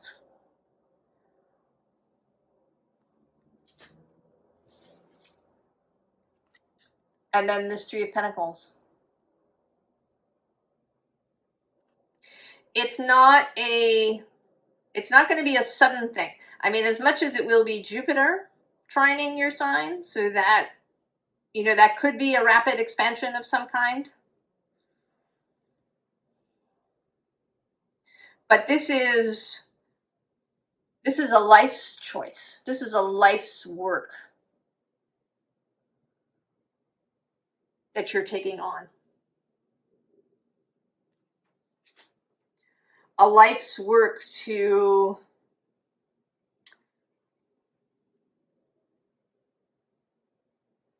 to help society, to help things expand in beauty. I did a reading for Taurus a little while ago that was about a sensual renaissance. And I want to say that you are leading a renaissance of romanticism, of beauty, of life, of faith, of devotion and commitment, of magic.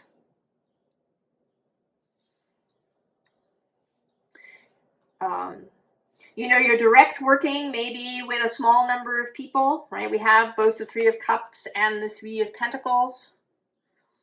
It may be that your kind of day-to-day workings will be in a small group, but that what you do will have broad effects. So it's not that you need to go out and convince everybody that magic is real.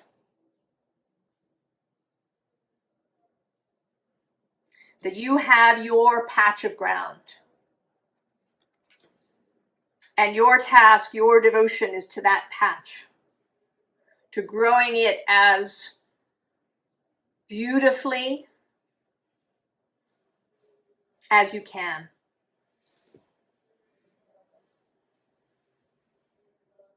And that there is a sense of you working with others. Forming partnerships. You know, being united, facing the world, right? Facing in the same direction, having, you know, similar values and ways of seeing the world. That you really understand how things ripple out, Pisces.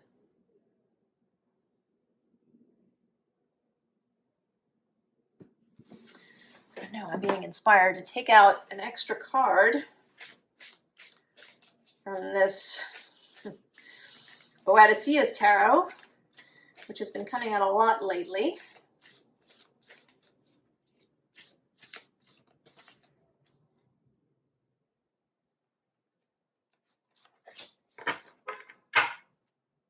Well, there's the Six of Tentacles, all of us together. At the bottom.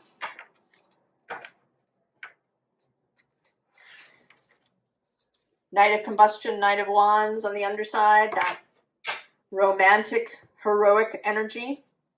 Oh, and there you are.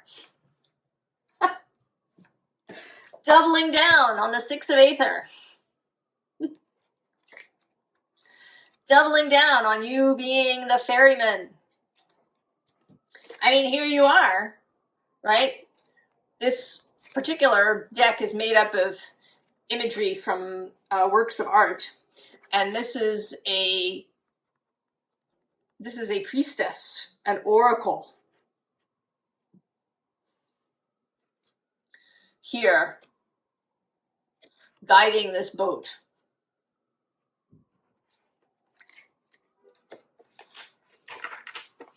Right? Bringing us all to this side of the shore.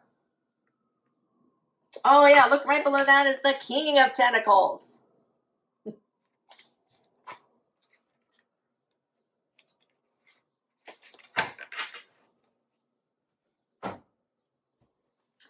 Oh, Pisces. I hope this feels good. I hope you really recognize how important this energy is. And that you'll find real satisfaction in tending your garden, Pisces.